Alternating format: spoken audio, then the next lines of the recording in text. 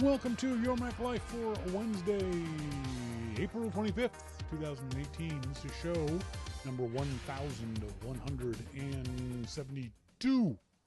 Thank you guys very much for joining us. I'm joined as always by my beautiful wife, Melissa. Hi. Oh, I didn't turn your mic down. Sorry. Oh. My beautiful wife, Melissa. Hi. We'll fix it in post. Don't worry about it. How you doing? I'm okay. Yeah. Just okay? Yeah. Sort of low energy. It is. It's felt like Kind a of very... a lazy, low energy, yep. Now, you had a theory about that. That was kind of interesting. Yes. What was your theory about why we are feeling low energy this week? Because we're used to the darkness and the damp and the mist and the fog. And then when it gets all psychedelically sunny like this, we can't cope. So we all go, So how long is this going to last? It's going to last for me till I finish work, until the summer comes. Wow. No, that's June. No, it's just that crispiness in the middle of the day is gone. I just feel a little bit lethargic from it sometimes. That's not a good thing. On tonight's show, as always, we'll talk to our good friend Jim Downpour of The Loop at loopinsight.com. Jim wrote an interesting article on getting the most out of Apple Music, so we'll talk to him about that. We'll also talk to him about a statement Tim Cook made last week about the fact that Cook, as per Cook, said that Apple will not merge the Mac OS and the iOS. Well, a lot of people have been asking about this for years. I'm assuming it's going to happen by some of the things that Apple has done and also by their own personal preference. We'll talk to him about that and his thoughts on it. What are your thoughts on it? Should the Mac OS and iOS, would you like it better if the two were merged? There were one operating system that you could do the same thing on your MacBook that you could on your iPad. Send us emails to onair@yourmaclifeshow.com. In the starting point photography segment, we're going to talk about equipment versus knowledge. What's more important? We talked last week about the $40,000 Hasselblad camera that the photographer was using in his shitty photos, his boring photos, and someone sent an email asking about that. What should they focus on? Better equipment or more knowledge? We'll talk about that in the starting point photography segment. Today is National Penguin Day. Everyone knows that, right? The hurtful thing is everyone needs to tell me. Like, I don't know. Did you like, really know? It's in my calendar. Like when you woke up this morning, did you know? I was excited for National Penguin Day because I get to see more stuff about penguins. You didn't even say it's National Penguin Day you don't today. Care about penguins. How do you know? Because I've spoken to you. You've never mentioned the word penguins ever. I was just making a total assumption. Oh my God. You can leave me alone with me and the penguin? Sure, you want to be alone with the penguin? You can go for it. It's going to be a blow-up penguin. Oh, you need a blow-up penguin. I thought you liked them little petite penguins. No, I like the emperor penguins. The Shawn has 3 foot tall happy ones. feet. Cinnamon, says Monty. I agree, but I'll leave you alone. Maybe we should all leave Shawn alone with the penguin. No, it's very funny. For a while. I get all these tweets from people going, you know it's National Penguin Day? Of course I know. People sending pictures of penguins. Yes, I know. It's very sweet. Thank you. It's lovely. I was going to say. But the assumption that I wouldn't know about this. But I think, but it doesn't matter. You might have forgotten. Or... No. For me, it would be Happy National Penguin Day, Shawn. That would be kind of cool. That'd be funny. It'd be sweet. That kind of stuff. But saying, hey, Shawn, do you know it's National Penguin Day? So what was that comment we made that someone, when someone wished me happy birthday and didn't put the exclamation mark on, they're not even trying. Oh, yeah, that's I know. If you don't put the exclamation mark. Well, and I'm a great user of it. I mean, I'm starting to go through my emails now and delete my exclamation marks. I'm getting way overzealous with my exclamation. You should definitely do that. Happy birthday. Yeah, if you don't put the exclamation mark, you got to put the exclamation mark there. Happy birthday. Yeah. No, I get it. You got to be excited about it. But if you overuse your exclamation points, yeah. But that is one of the things I really hate about Facebook. Facebook reminds me of birthdays of people I don't know. Well, why are you following them then? Well, that's a good question. If you get their birthday notices and you're like, who is that? Then you unfollow that person.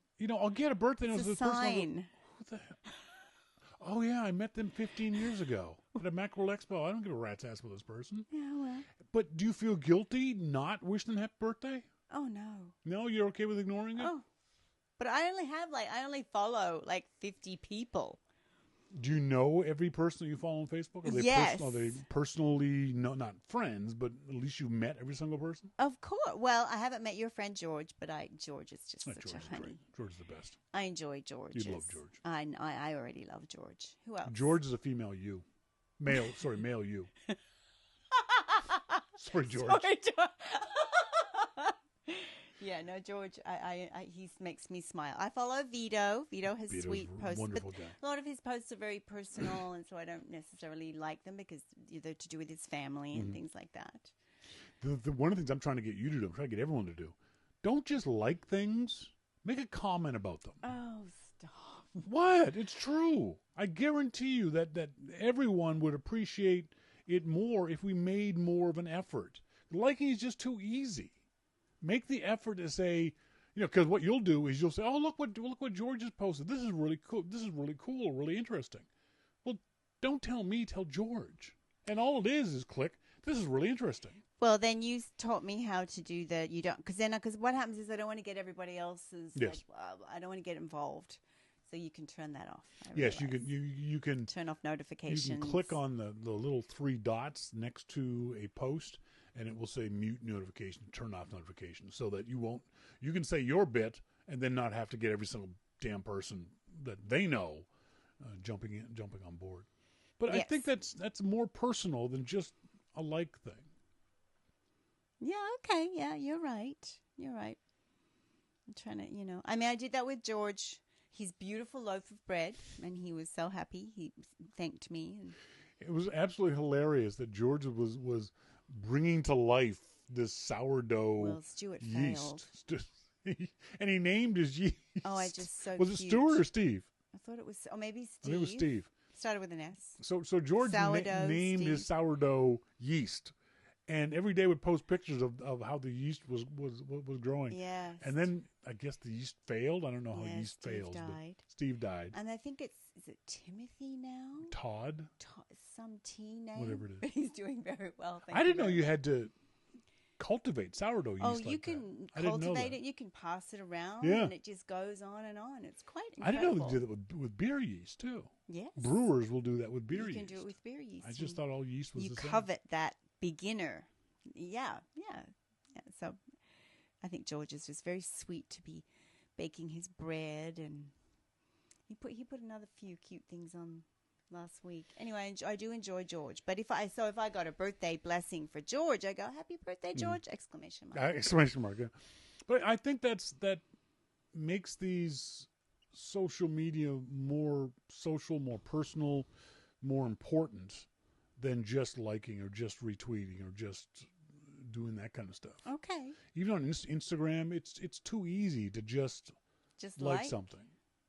Yeah, I do it on Instagram. I think part of it is because as a nominally a content creator of my own, I want to know what you think. I'm posting this stuff out to the world because I want comment. At least that's me. I want to know what you think about it. I wanted to hear that you liked it or didn't like it, or it made you think, or whatever it might be. Communicate with the person as opposed to just doing a drive-by wave at them. Yeah, well, I should tell Japstergram that his photographs are really getting much better. They are. He's doing good. Although I'm still tired of the bicycle ones. Well, he stopped doing those. I'm proud of him. He was in Scotland this past month. He was, yeah. And he took some very interesting photographs. And it's interesting, too, because I think one of the reasons why his photographs were better over that period of time, and we'll see now that he's back home in Sydney, is maybe the Sydney shots weren't as, interesting because he wasn't as interested in it. That's his hometown. Mm-hmm. And, in theory, your hometown, you don't really see it.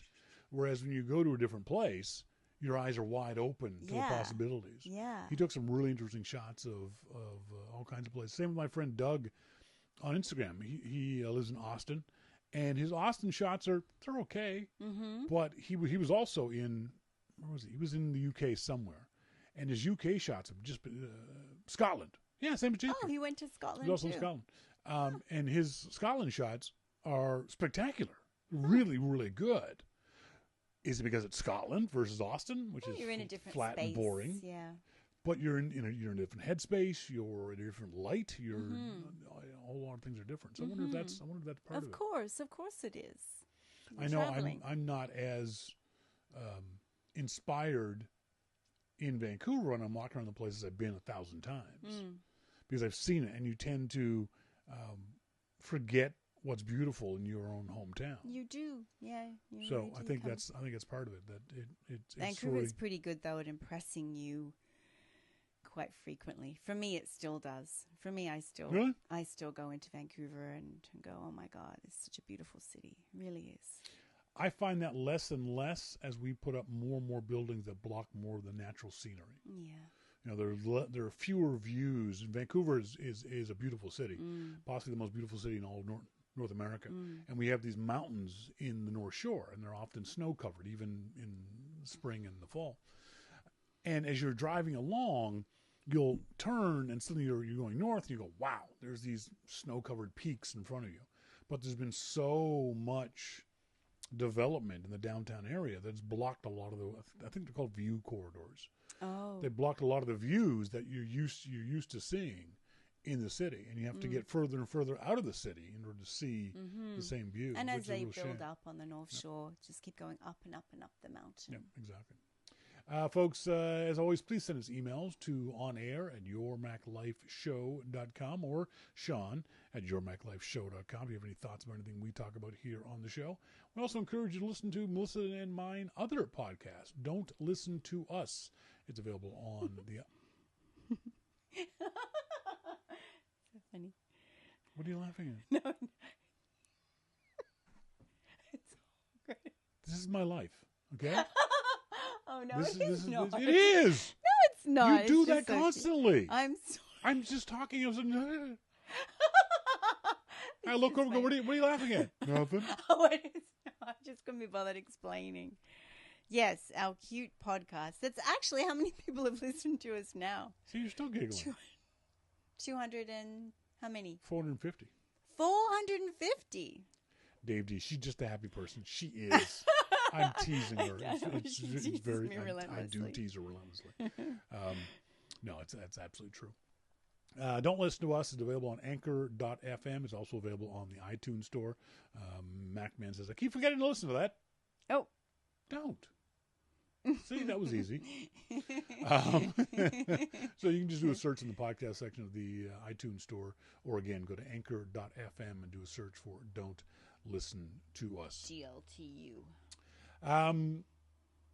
Later on in the show, in our starting point photography segment, we're going to talk about what's the most important thing, gear or equipment. Later on, we're going to talk to, or before that, though, we'll talk to our good friend Jim Dalrymple of The Loop about whether the Mac OS and iOS should merge and become one. All that and more coming up. This is Your Mac Life.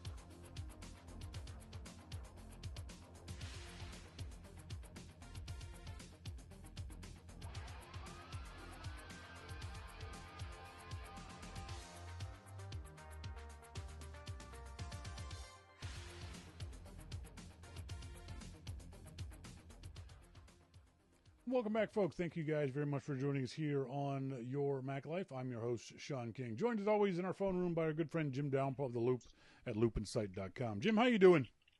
Well, I'm watching the Bruins in Game 7. I'm a little pissed off. Oh, geez. What's the score?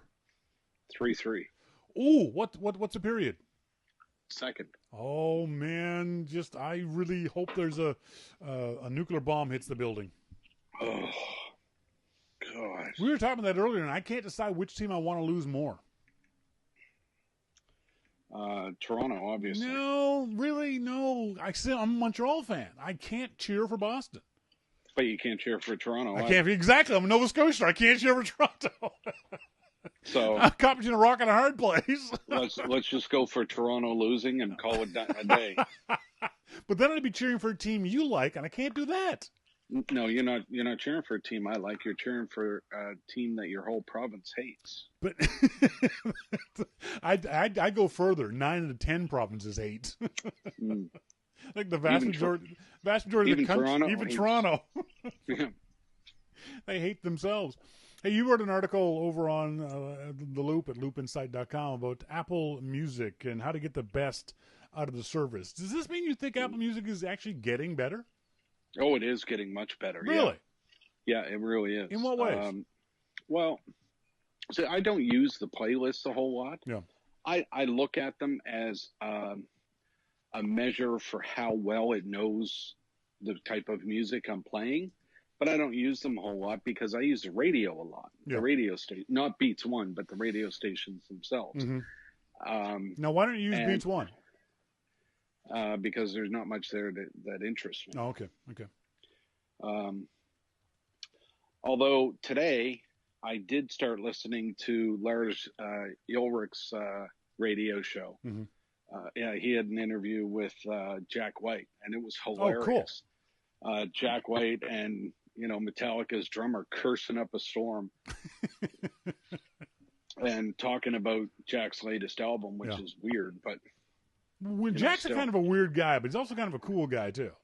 Well, I mean, and it's funny, Jack said Jack was going out to do a show later that day, and Lars said, well, do you have friends coming? And he said, well, I was talking to Eddie Van Halen earlier today, and he said he was going to come out, and I stopped and thought, does that mean I have to play better guitar today? Yeah, really. No pressure. No pressure. So... yeah, it's actually a very good show. I'm enjoying it so far. But other than that, I listen to Apple's built-in radio stations. I think one of the big points that you made that I really hit home for me was you said that having access to 40 million songs is a beautiful thing, but it can also be daunting. For the most part, people would think after days. What you seem to be saying that people just go and search for songs they already know or bands they already know, and they stay in their own niche, and they tend not to come out of that. We've talked about this before. There was a study done that said after about the age of 30, our musical tastes very much solidify. That the music we liked at 30 is the music we'll like for the rest of our lives. And any new music comes along, we're not going to like it. Do you find that's true of you? So I would say that I like the same genres of music. Yeah. I'm not interested in any of the new, hip hop and pop and stuff like that. Okay. But I've always liked, hard rock, and I still like even new bands, hard rock and metal. Yeah. So I like a lot of new bands, but they're in those genres that I really like. Mm-hmm. So what you're saying in the article is that discovery becomes something that people don't do, and you gave folks some tips and hints on how to increase their discovery of Apple Music, and talk us through some of those. Well, what I found in talking to people is that they became overwhelmed with, oh my God, I have to search for all these different bands that I like and add them to my library in order to use Apple Music. Yeah. When in actual fact you don't. What I recommended to them is, look, pick the genres you like. It can be any genre. One of the guys that I was talking to about this, like hard rock and metal. Yeah. And I said, well, pick those radio stations and just listen to them as you hear a song that you like, you can add it to your library, or and love it. And that way, for you, we'll recommend more stuff like that, and you can add that to your library and love it. But any music service shouldn't be about searching and adding bands to your device. It should be about listening. Yeah. You know, and when he gave up on trying to add all kinds of bands and just started listening, he enjoyed it. So that's what it's all about. You should listen to the music. It's like a lot of other things. I mean, you get out what you put in. If you put in a little bit of effort, and maybe not the effort of just searching for bands, but the effort of, as you say, listening to the setup radio stations and liking the things that you like, you're saying Apple will learn about your musical taste and start giving you and recommending better music for you. Right. Do you find that the music that Apple does start to recommend, that let's say music that you're not familiar with, that you then end up liking that band? Or, in other words, is the algorithm pretty good to show you new music? So, yeah, it is. So there's two ways that this happens. When you love a song, when you're listening to a radio station, that doesn't change the radio station. Okay. Unless it's when you create a radio station from this song. But if that will work if you like and dislike songs. Yeah. But if you go to radio and then genres and pick a genre radio station, what you love doesn't affect that station. That's pre-built by Apple, sure, by hand and by algorithm.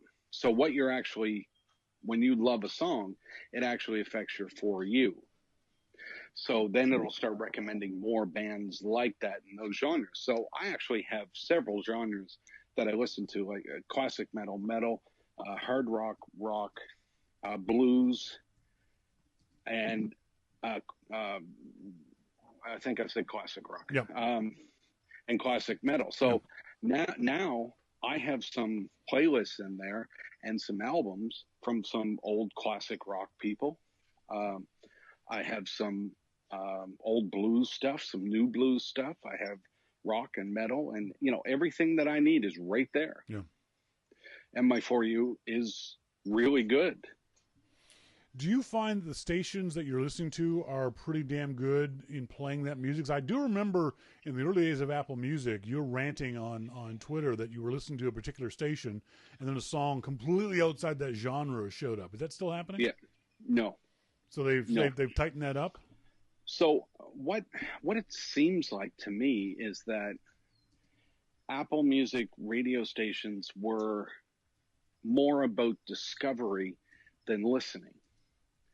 And they've changed that algorithm to be more about listening rather than discovery. Mm-hmm. So I still, even on the classic metal, I get all kinds of songs that I used to listen to as a kid. Yeah. But then there's a new one that will come up, from a band that I didn't really listen to that much. And I think, oh, wow, that's a great song, and then there's some that I haven't heard in years. Yeah. I don't know if you remember the band Helix. They were, oh yeah. Oh, hell yeah. Yeah. Well, one of their songs come up. Yeah. And, here I am at the bar and I'm saying heavy metal love, and it was just great. It was just, people are looking at me like I'm nuts, but I haven't heard that song since like 1980 or something. It was great. Do you also find that the kind of music that it's being played is expanding your horizons? Are you, like we said, you solidified to those music genres, but do you sometimes slide into, say, punk or alternative, or are you pretty much a metal guy? No, I have alternative in there. I have some punk in there as well. Probably the least that I listen to is the punk, but there's some great old stuff like the classic punk that's really good. But I have alternative mixed in there. There's all kinds of great music in there. What about recommendations from friends? Do you get those, and how do you get them on Apple Music? I don't usually listen to what people say about music. Is that your natural curmudgeonliness, or is just you don't give a rat's ass what people think? A bit of both, I Yeah, think. exactly. Yeah, I'm the same way. Yeah, I get people. It's very funny when I did this on a more regular basis. You get people saying, "Hey, you listen to the song." I listen to them going, "What are you, an idiot? That's awful."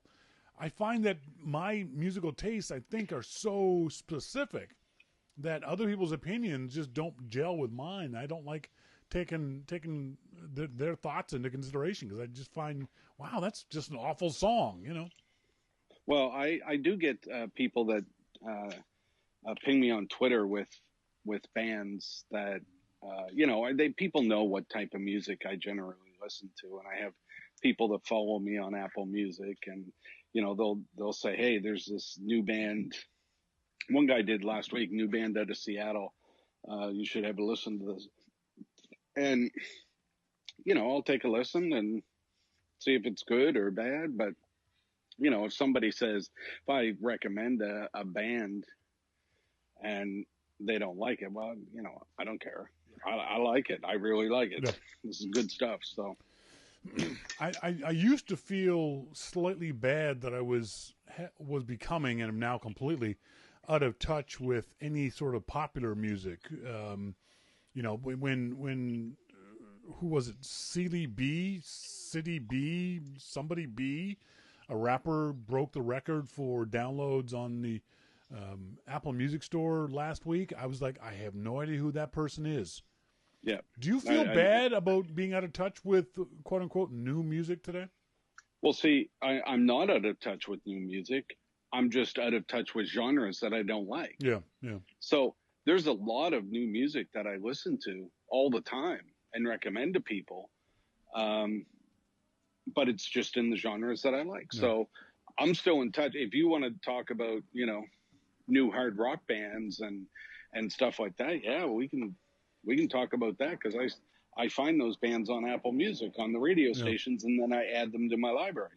But if you want to talk about somebody B, well, I don't know what you're talking about. Yeah, you and I have talked about this before. Probably this is the last time it was on, but the Grammy Awards have become completely irrelevant to me because I don't know 95% of the bands who are winning awards at the Grammys.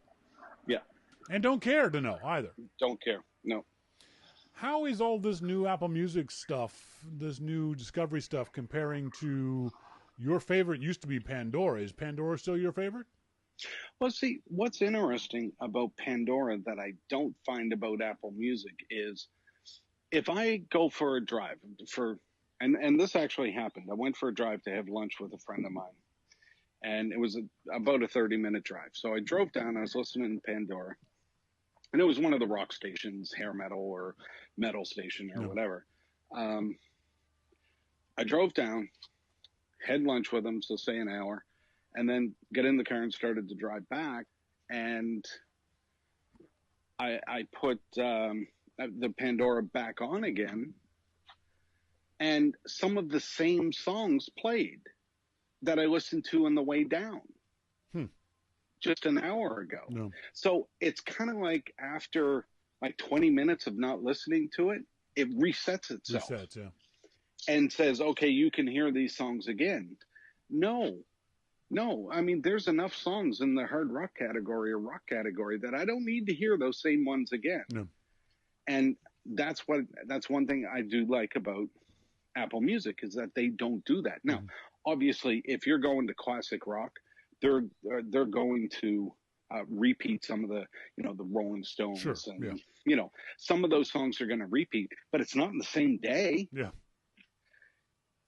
I've tested this. I have let those radio stations run like all day, sitting there on my phone, just playing song after. And even when I wasn't there, if I had a call or, so I would just let it go. Yeah. And there's no duplicates. They duplicate bands. Yeah. You might hear 3 or 4 songs from the Rolling Stones that day, but you're not going to hear the same song. So, yeah, I really like that part of it. Well, it's good to hear that Apple is getting better at this, and because a lot of us, certainly you were one of the more vocal proponents of how bad Apple Music certainly used to be, and I gave up on it a long time ago. So maybe I'll maybe this will be the impetus for me to go back into it. But I think the key is what you said. You get out of it what you put into it. So if you're willing to work at it a little bit and like those songs, it'll eventually build you playlists that are to your liking. Well, I love, if I love a song, even if I'm driving, I'll just use the Siri button, you know, in CarPlay, and just say love this song. Even I don't know if I've already loved it or not, but just to make sure, I say love this song or add it to my library, and you know, it just keeps building. Cool. It keeps building. So yeah, I love it. Let's move on. According to the Sydney Morning Herald, following a recent Apple event in Chicago where Apple outlined its plans for a renewed push in the education sector, Apple's chief executive officer, Tim Cook, said users don't want iOS to merge with the macOS. There's a couple of things there. First of all, do you agree with them? Do you think users don't want the merger of operating systems? I agree. I think users do. I don't think users understand how bad it's going to be, though. Well, okay. Maybe that's the thing. But I don't think it's a good thing to do. Yeah, you wrote in on the Loop, loopinsight.com, I've never been a fan of merging these two devices. Apple has shown a little bit of connectivity, and there are sometimes that things will happen in iOS that show up in the macOS that has made people go, oh, look, this is an indication that Apple is merging the two operating systems. It's not. I think Apple has tried it, but I also think they've realized, no, it's not going to work, and I don't think they're ever going to, at least in the next 10 years, merge the two operating systems for good reason. Yeah, I don't want a touchscreen Mac. I don't want iOS on my Mac. I don't want macOS on my iOS device. They have two very good operating systems that are built for the devices that they're on. Yeah. And that's the way that it should stay. Now, the interoperability that they have between those operating systems and devices is very key. Yes. And they're working that out really well. I think some of those features, handoff and, you know, all that stuff works great. And sync. I think there are some apps that I would like to be able to use on my other device, my other operating system. There are things I'd like to be able to do, but overall, I think if users actually thought about it, as you said, the actual operating systems are not developed for the other device. The iOS is a touch-based operating system. You don't want that on your MacBook Pro. No, and the apps that are built for the iPhone or iPad are touch-based apps. I don't want that on my Mac. Yeah. You know, the Mac is a different animal. It's a different device, and that's the way that it should be treated, and it is. And I think that's the right decision. Dave D makes a funny comment in IRC. He says, God made them different for a reason. And by God, he means Steve Jobs. Steve Jobs, exactly. Yeah. Yeah. But this is something that people have been clamoring for years. I think it's another example of how the tech community, and certainly the tech media, clamor for these things, but don't actually understand what they're asking for. They don't really get what's going to happen if that thing that comes true. Well, but they can see it because Microsoft has done it. Yeah, that's right. So if that's what you want, go get it. It's there for you. But that being said, from what I understand, I've never used it, so I can't make any definitive pronouncements on it. It doesn't seem that's that bad with Microsoft. Do you agree? From what I've seen from people who talked with the Surface and Windows 10, it's not a bad way of going about things. It's gotten better, but Microsoft could never make it work on a phone. True. You know, they do have the Surface, and it has gotten better there. Yep. There's no doubt. Yep. And I gave them credit for not just copying Apple and trying something different. Mm-hmm. I still don't like the integrated operating system idea and a touchscreen type desktop in a tablet. It's just, I want to sit down and use my computer like I use a computer. Yes. And then if I want a touch screen, then I'll use an iPad. Yeah. And for everything, I can use my iPhone. I mean, it still all feels like Apple products. So, you kind of know how things are going to work. I think for me the big issue is, and I know I will be the first one to admit that I'm an outlier here. I think of using my Mac for work and my iPad for play. You know what I mean? Not consumption, Yep. but when I want to do fun stuff, I'll use the iPad. When I want to draw, I don't draw, but if I wanted to draw, I'd use the iPad.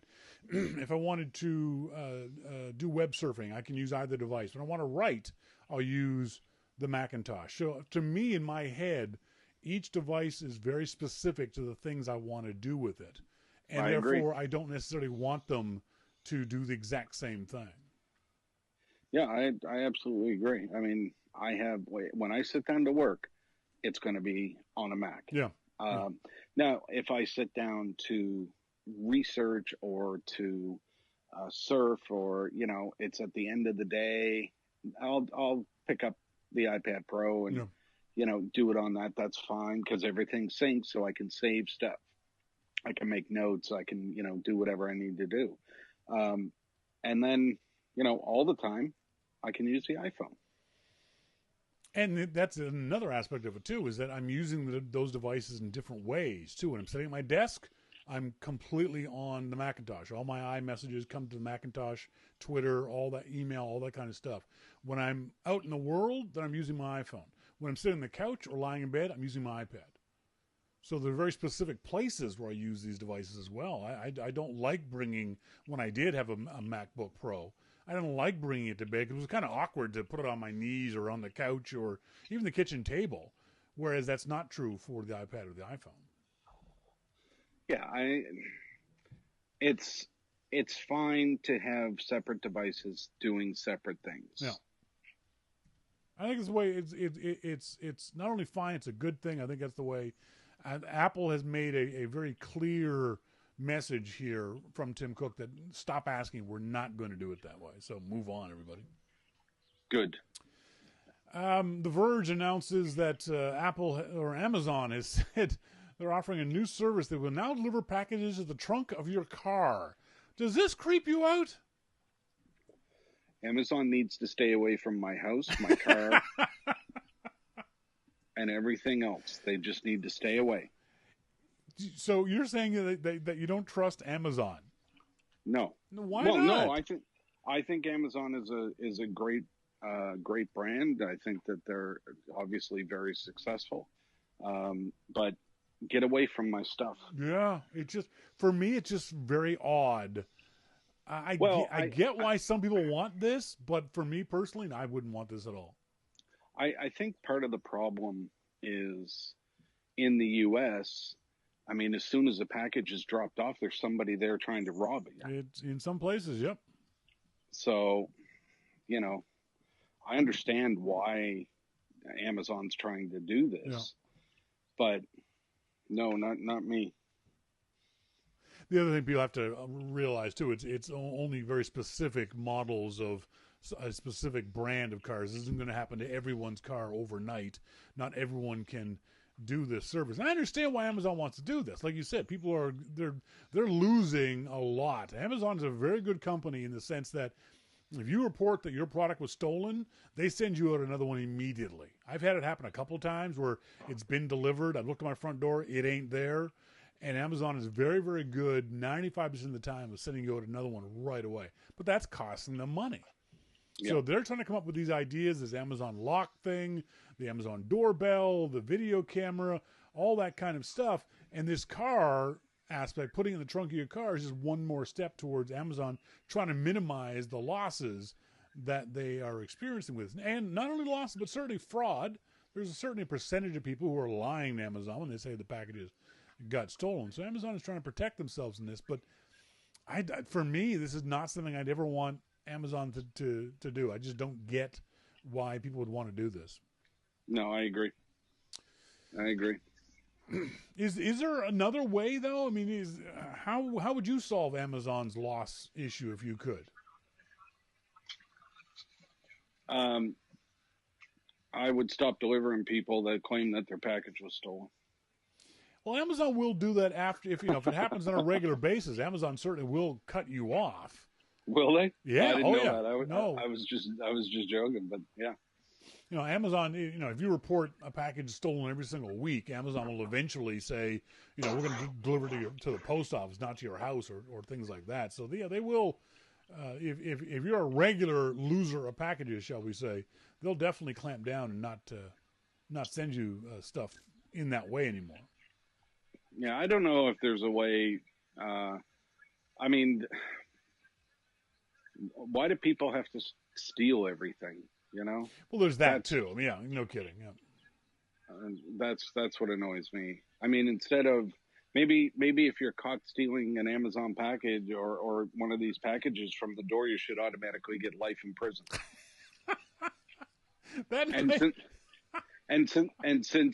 Since people have cameras and everything these days, then you'll be caught and you get life in prison for stealing a $2 bar of soap or something. That may be a bit much, Jim. No, I'm thinking that would work. It just might be. We'll let you go on this weird story. The mysterious case of the gold iPhone photos published by the FCC. Was this not the weirdest story you've heard maybe this year? I didn't see it. You didn't see it? Oh, I'm sorry. No. The FCC released photos of the iPhone X in gold. The photos had Apple proprietary and confidential watermarked on them, and they came from the FCC. Someone at the FCC posted these photos as part of a filing for an Apple Inc. smartphone E3161A and show a gold-colored iPhone where no such device actually exists. What a bunch of morons. Apple got outed by the FCC. Wow. This is just really bad. Because, Apple has to show these devices off to the FCC in order to get permission to sell them. But the FCC is supposed to keep them secret for a period of time afterwards. Yeah, until they're released. No, the FCC has to put them. I think it's there's either a 30-day or a 60-day window where the FCC, because FCC is a public company, and all the information is supposed to be public, so you can make it secret at FCC for, say, 30 days, and then you either pull the device, the application, out, or you let the FCC put it up for public view. Good. So what happened is Apple said, okay, no, we're not going to do the gold iPhone, but either someone forgot to tell the FCC, or some of the FCC leaked the information. I'm surprised you hadn't heard of that. It's a very strange story that the Federal Communication Commission outs the gold iPhone, which obviously is going to be coming. So I think this means that we'll see a gold iPhone coming up this September. Poor Apple's got enough problems with leakers in its own company, its own supply chain, without the FCC screwing them over too. Damn. Poor muffins. That's awful. It is. I'm getting reports on the hockey game from Sly in the IRC chat room, so I'm going to let you go and be in your own misery. Oh, great. Folks, we're talking to Jim Dalper of The Loop at loopinsight.com. He's here each and every week. Thanks, Jim. Thanks, Shawn. See you. Bye. Bye. Poor Jim. His team is going to go down in flames. But like I said, I can't get worked up about either. I can't get worked up about either team. I love hockey. I love Canadian hockey. So if that's the case, I guess I got to cheer for. Begrudgingly, I got to cheer for Toronto. When we come back from this break, we're going to talk about, in the starting point photography segment, is it a better camera or better gear? Sorry, better gear or more knowledge should be the thing that you're looking for coming up with your next camera purchase. All that and hopefully much more coming up. This is your Mac Life.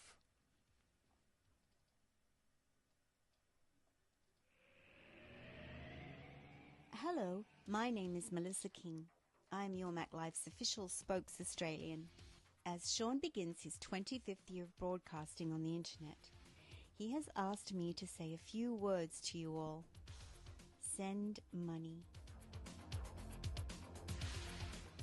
What? Why not?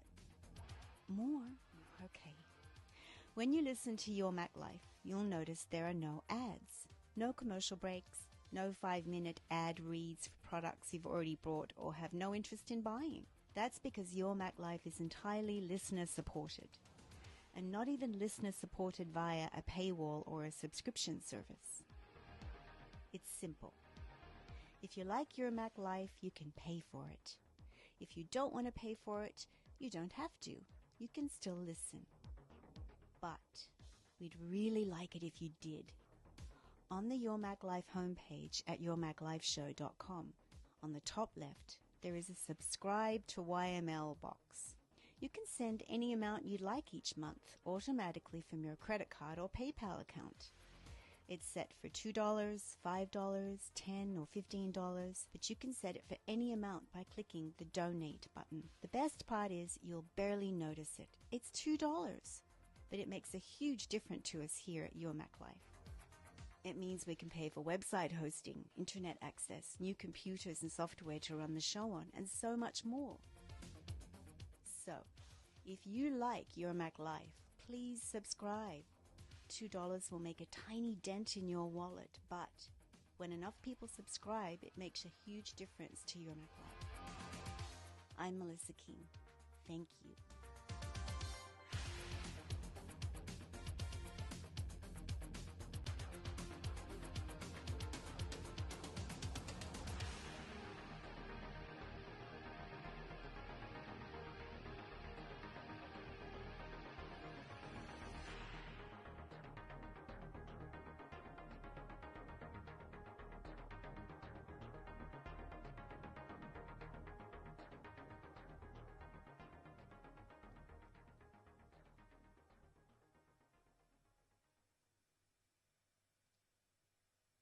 Welcome back to Your Mac Life. This is the starting point photography segment of the show. We talk about camera stuff, camera gear, camera equipment, camera techniques, camera, photography stuff. We're going off to the Bloedel Conservatory in 2 weeks here in Vancouver. Beautiful little, it's got, I think, 500 different kinds of exotic birds. Well, exotic to me, not to Melissa. It's true. I think the Bloedel was the first time I'd ever seen a cockatoo in real life. We ain't got them in Nova Scotia. The first time I'd ever seen a scarlet macaw, the big, giant South American parrots. The little tiny, brightly colored birds you guys have in Australia, the red heads and the green bodies and the blue necks and just insanely colorful animals. And you guys have them running around free in Australia. So that was the weirdest part to me about Australia, was the fact that these animals that we think of here in North America as being wonderfully exotic are just everywhere. The funniest one was the what's the bird, that insanely long beak that we saw walking around the gardens? Oh, the ibis. Ibis. This ibis bird has got a chubby chicken-like body, long, almost stork-like legs, not as long as a stork, but long, skinny legs, and this gigantic, 2-foot-long beak, the black head, and it's just weird. It's this weird-looking bird that we'd only ever seen in a zoo here in North America, and you guys call them bin chickens because they're like pigeons. He was going around, he was picking on a chicken bone, remember? You guys have got them all over the place in Australia. It was so weird. I was like, Melissa, and she's like, what? It's a bin chicken. It's true what MacMan says. They're bloody loud. Remember how loud they would get early in the mornings? Very loud. Dave D says, Shawn, do you have a mirrorless camera in your collection? Where is it? Yes, back there. The Melissa, I have it, but it's now Melissa's camera. The Olympus OMD. Oh, what? I didn't know it was mirrorless. Oh, yes. The Olympus OMD M1 is the one that she's been using. I've been using for a couple of years now.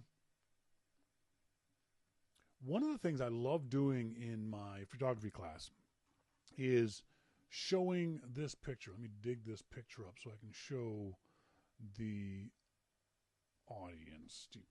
Open that.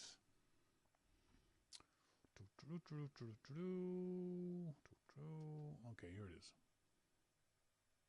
Oh, come on. Where's the picture? There's the picture. Open image in new tab. I'm going to cover up Melissa's beautiful face here for a second.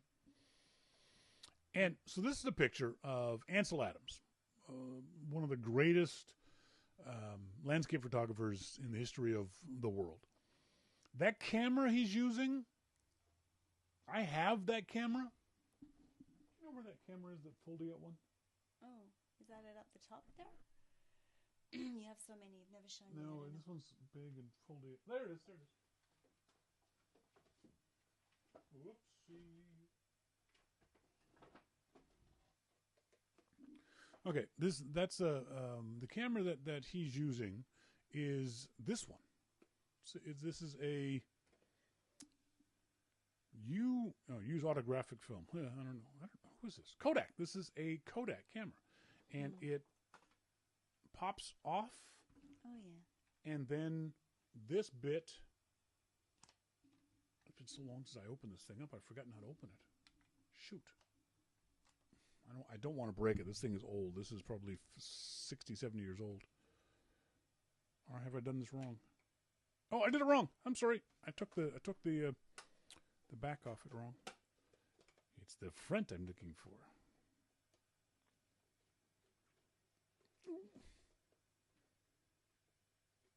Oh, come on, camera.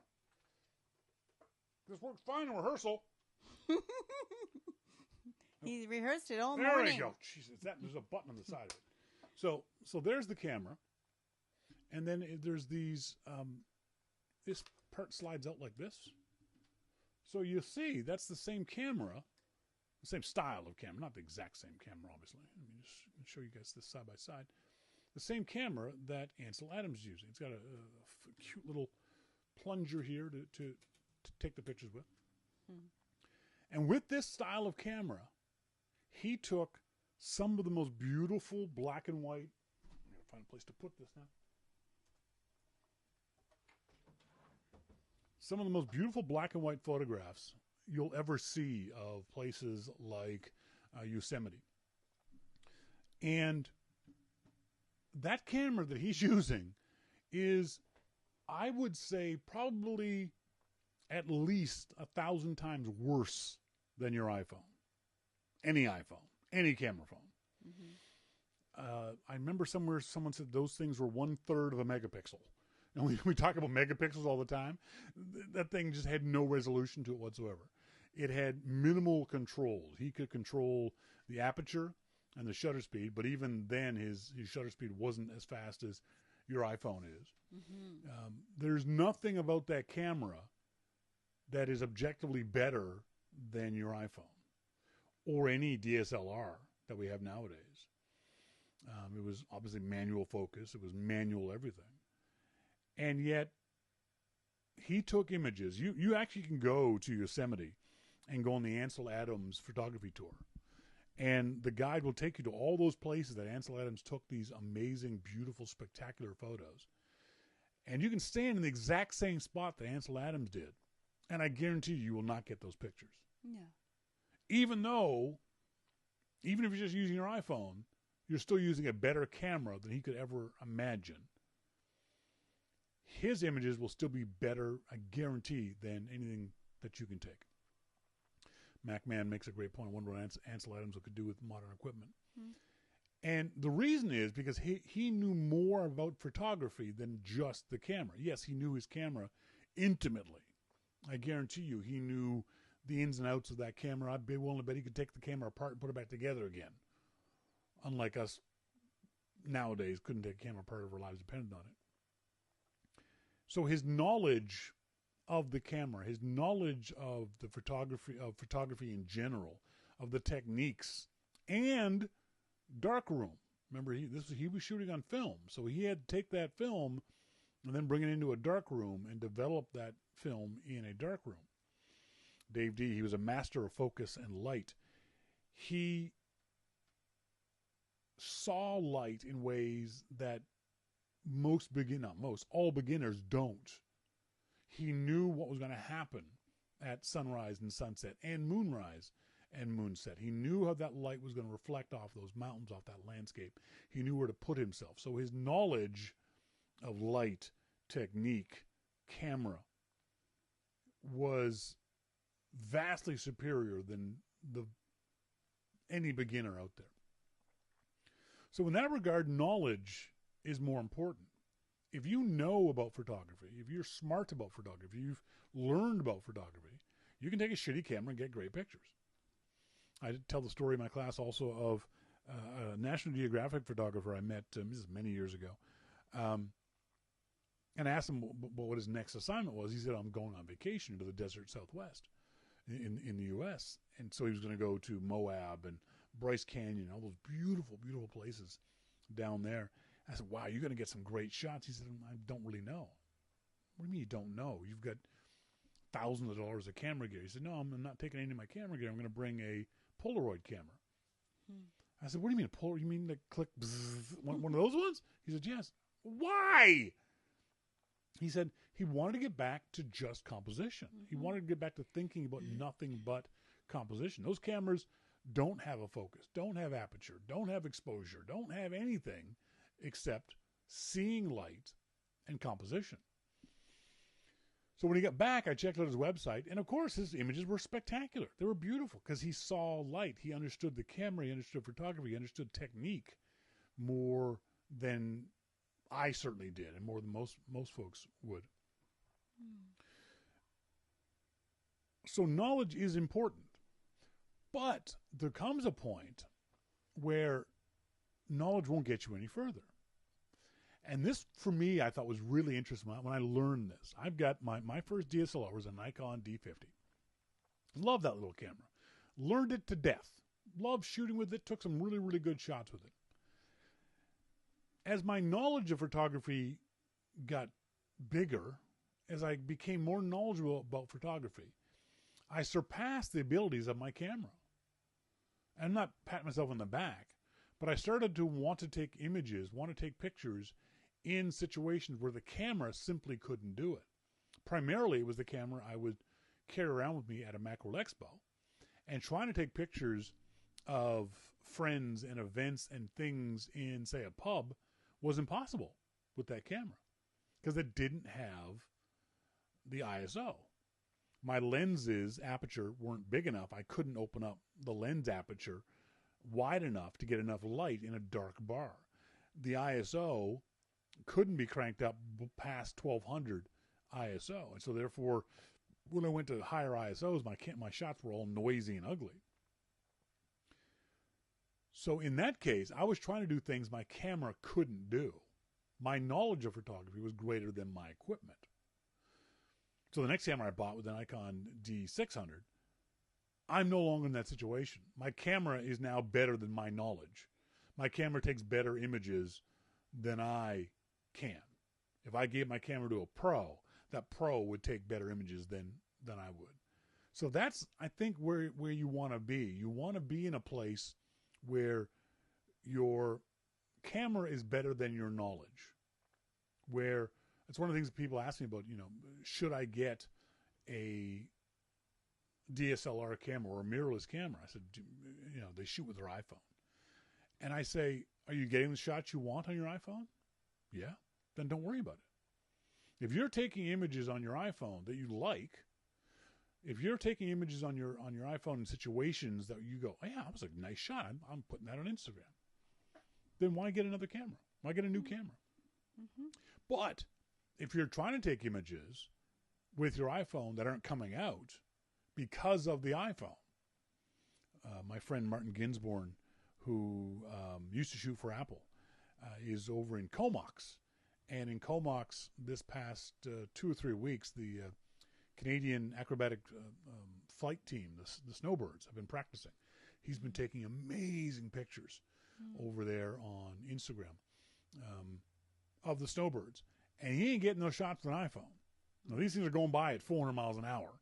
He's not taking beautiful, just tack-sharp images, really zoomed in. He's got a 600 millimeter lens that he's shooting these guys with. He's not getting those shots with an iPhone. So if you find yourself trying to capture images that, because of the iPhone's limitations, can't be captured, then yeah, get yourself another camera, if that's what you're doing on a regular basis. So if you're trying to shoot action shots, even action shots of I don't mean snowbirds blowing by at 400 miles an hour, but your kid's soccer game. If you're taking pictures on the sidelines of your kid's soccer game with your iPhone and you can't get close enough, or they're blurry, or they're too dark, maybe you do need a better camera. A camera that's got more capabilities than your knowledge, if that makes any sense. Does it? Well, I was just thinking about Damon, who's a brilliant young photographer, and he wants to go back to film. He's decided that he wants a dark room and he wants to... Yeah, but he wants to be a hipster. That's a whole different thing. No, I don't think I'm it is. teasing. I don't I'm think teasing. he does. I think he genuinely wants to go back to film. So it's just interesting you say you want your camera to be better than you are as a photographer. Is that what you said? Yeah. See, because right now what I want is I want a lens that captures better image quality than the lenses I'm using now. I know there are shots that I'm missing because my image quality of the lens isn't as good as I want it to be. Not that I'm a bad photographer. I know my composition is right. I know my exposure is right. I know all these things are right, but I know that the lens I'm using is A, an older lens, B, it's a cheaper lens, doesn't have the aperture range that I want to get the shot that I vision in my head. So for me, I know my D600 is a great camera body that I'm going to use for another 5-10 years. But I know my lenses. I keep telling you my dream lens is that Nikon F2.8 24-70. Yeah. Because I know I've used that lens. I know that's the thing for me too, is because I'm not just guessing that I need a new lens. I know I need a new lens because when I did rent a Nikon F2.8 24-70 lens, I got some great images off the same camera body. We went down to Hastings Park, the local horse racing track here in Vancouver, and I went to a Bow Photo and rented a lens. The F2.8 24-70 lens is $2,000. I ain't buying that lens. I can't afford that lens. But I rented it from Bow Photo here in Vancouver, and we went down to the Hastings racetrack, and I got some beautiful shots, just beautiful, beautiful images. And that's because of the lens. When I tried taking those similar kinds of shots with my other lenses, they just weren't as sharp that zoomed in as I wanted to. So in that regard, I knew what the problem was. In that case, it's the equipment is more important than my knowledge. My equipment wasn't as good as my knowledge. So I think ideally you want your equipment to be better than your knowledge, and then have your knowledge move into the equipment's capabilities, if that makes any sense. It does. MacMan says, I'd almost give my left nut for 2870 2.8. I would give my left nut for one. I guarantee I don't need it. I'm good. But that's how I know. That's the way I explain to beginners of when they think they need to get a better camera, is if you are not getting the images that you know you should be able to get because of your knowledge of photography, you know you should be able to get, then maybe you need new gear. So Yes, keep that in mind as you think about buying a new camera. But you also got to know your camera inside out. If you don't know your camera inside out, if you just think, oh, it'd be nice to have new gear, okay, that's fine. But don't think that's the reason, the only reason why. Our friend Don Beck says, just heard you say you've never touched a Hasselblad or a Leica. Oh my God, do it.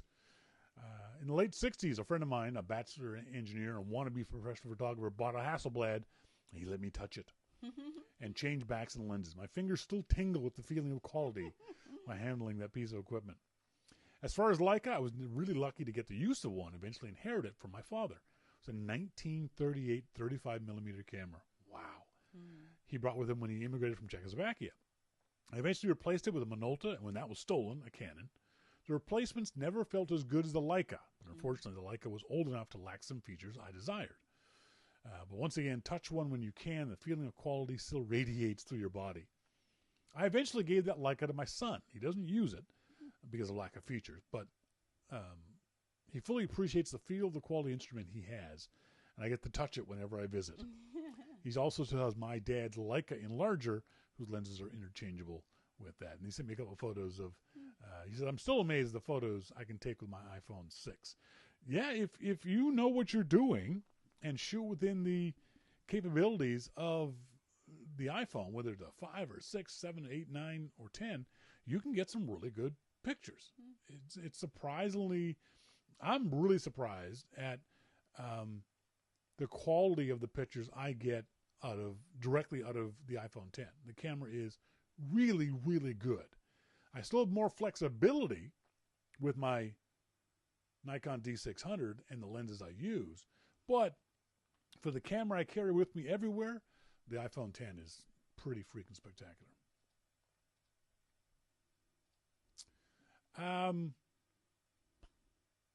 From Michael Hurst in Anchorage, Alaska.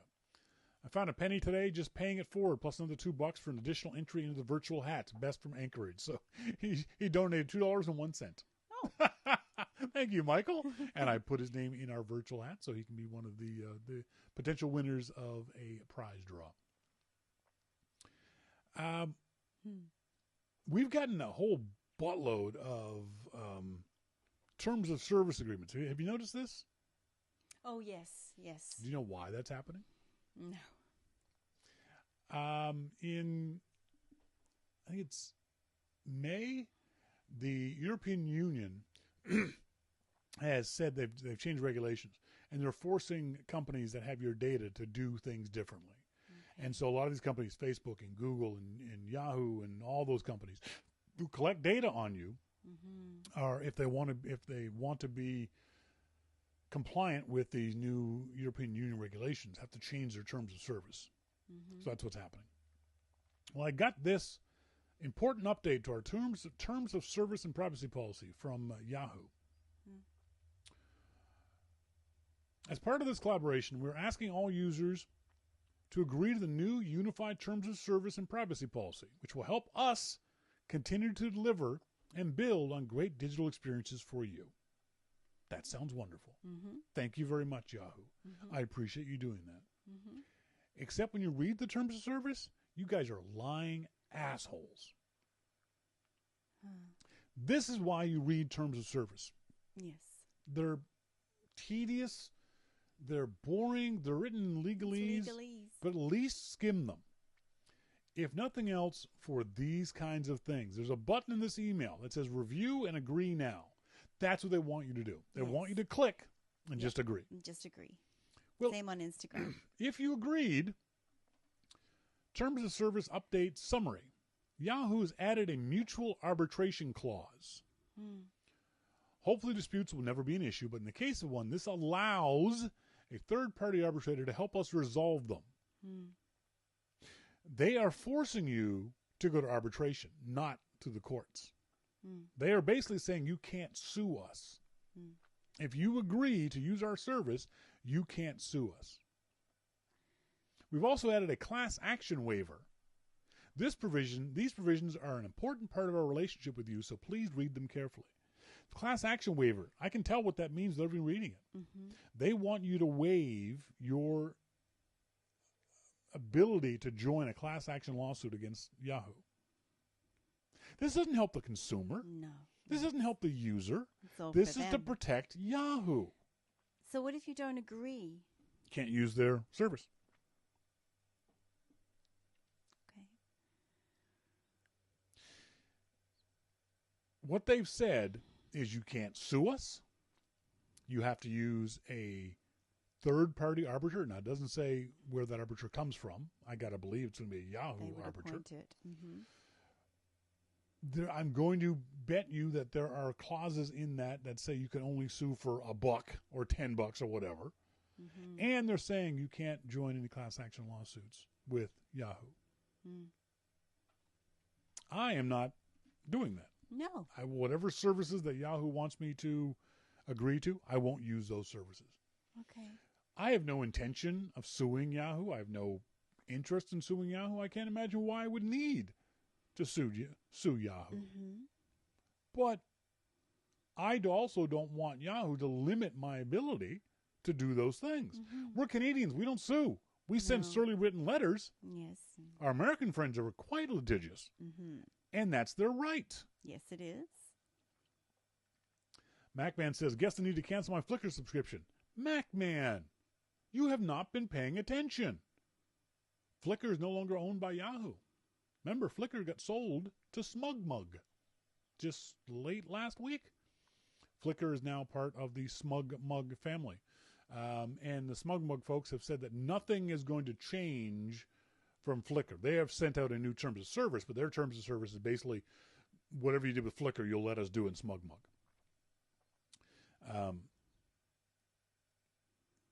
Flickr started off as a amazing photographic community of people who could post their photos and get critiques and comments and likes and all that kind of stuff. And through a bunch of, I think they were sold to Yahoo back in the, I want to say, mid-2000s. And the people who started Flickr got stinking filthy rich. And then Yahoo didn't do a damn thing with Flickr. Just sort of ignored it. And just let it off just to be what it is. But these kinds of services need constant tending to. It's like a garden. You've got to constantly be fixing the software and upgrading and doing more things for the users. But Yahoo never did that. So there was a very real concern with this Yahoo move to this thing called Oath. Yahoo and AOL are merging to a new company called Oath, which is the stupidest frickin' name for a company ever. And the fear was that Yahoo, Oath, AOL were just going to drop Flickr. It was going to shut it down. So there's a lot of concern from photographers who'd been on Flickr for years. I've been on Flickr for 12 years now. And you were going to lose whatever you use Flickr for, whatever services you use Flickr for. So it was very good news to hear the folks at SmugMug, which is a paid site. Flickr is, you can pay for Flickr, but generally free. And SmugMug is saying, we're going to keep Flickr completely separate from SmugMug, at least for the time being. We don't know what's going to happen in 2 years. But at least for the foreseeable future, SmugMug and Flickr will be separate, and you will be, whatever you do with Flickr, you'll continue to be able to do with Flickr, and you won't have to pay SmugMug or anything else along those lines. So don't worry too much about that. But yeah, MacMan, just do a search for Flickr, SmugMug buys Flickr, and the news will pop up in your Google search at some point. There was something that you wanted to bring up. Did you make a note of that? Remember I asked you? Today? No, last week. I said make a note of that. Oh, you need to get rid. He's mad now. I need to what? Remind you to make a note? Was it to I do with did. photography? I don't remember. See, my brain works that when I remind you to do something, then I forget it. Yeah. Remind me to do this. Okay. Here's your reminder. And then it's gone. And then it's gone. You didn't do it, did you? I'm sorry, I didn't. Was it in general or Apple or shit? If it was last week, it's too far away. I know. It's my fault. Yeah, I'm trying to see if we talked about the if iPads were meant for kids thing, didn't we? We talked about that a couple weeks ago. Yeah. Mr. King hasn't had a cigarette for nearly 2 weeks, everybody. It'll be 2 weeks tomorrow. Still sucked on this little red thing. Yeah, but still no cigarette for nearly 2 weeks. That's good news. I certainly do hope this is better than cigarettes. Anecdotally, I got to assume it is, if only because you're not putting burning plant material in your lungs. Yeah. I still like smoking more than this. You do. Okay. I think that's going to be the key. Once that psychological part in my head starts thinking I'm enjoying this more than cigarettes, and that's a step in the right direction. Okay. Because I know that if you took this away from me, I'd smoke a cigarette. There's still the cravings are still there. Right. But at least I'm not smoking cigarettes. Smoking cigarettes. So I guess we'll wrap this up. Don't forget our other podcast, Don't Listen to Us. It's available on anchor.fm or available on the iTunes store. If you are a listener, like our friend Mo, please send in a review, write up a review. You, Mo. Thank you, Mo, for that. And Susan. And Susan Thayer, my friend Susan Thayer in Toronto. I'm very happy to hear Susan and Glenn are safe in Toronto, and our sympathies go to all the friends and families of the people affected, killed, and injured in that awful, awful situation in Toronto. Be nicer to each other, folks. You know, if we would all just do that, things would be better. So until next week, as always, I've been Shawn King. I'm Melissa King. And you've been listening to Your Mac Life. Thanks for joining us, folks. See ya. Bye.